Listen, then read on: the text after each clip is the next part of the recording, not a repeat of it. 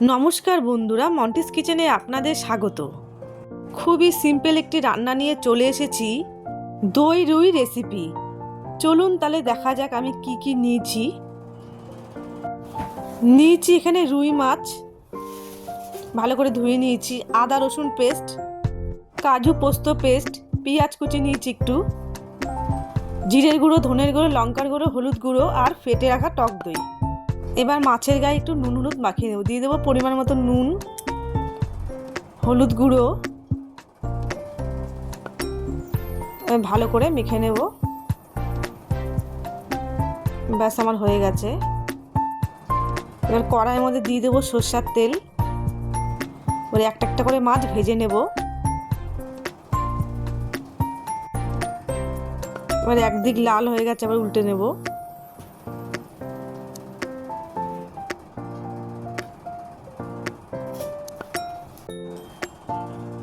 ব্যাস আমার মাছ ভাজা হয়ে গেছে।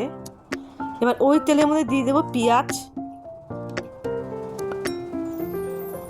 ভালো করে একটু ভেজে নেব।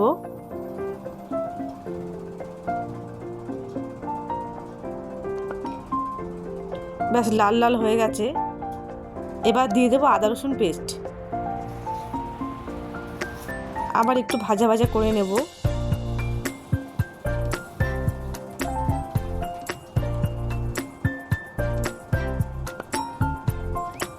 এবার দিয়ে দেবো জিরের গুঁড়ো, ধনের গুঁড়ো, লঙ্কার গুঁড়ো, হলুদ গুঁড়ো।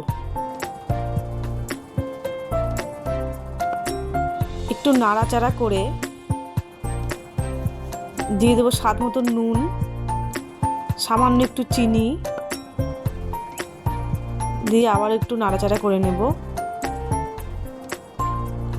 এবার দিয়ে দেবো কাজু ও পোস্ত পেস্ট, আবার একটু নাড়াচাড়া করে নেব।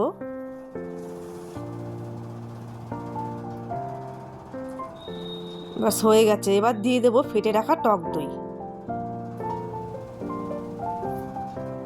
আবারও একটু কষিয়ে নেব ভালো করে। ব্যাস কষানো হয়ে গেছে, দেখুন তেল বেরিয়ে এসছে।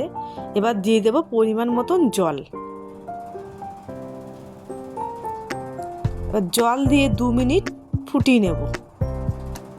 দিয়ে দেবো 4টে কাঁচা লঙ্কা। এবার জল ফুটে এসছে, দিয়ে দেবো ভেজে রাখা মাছ।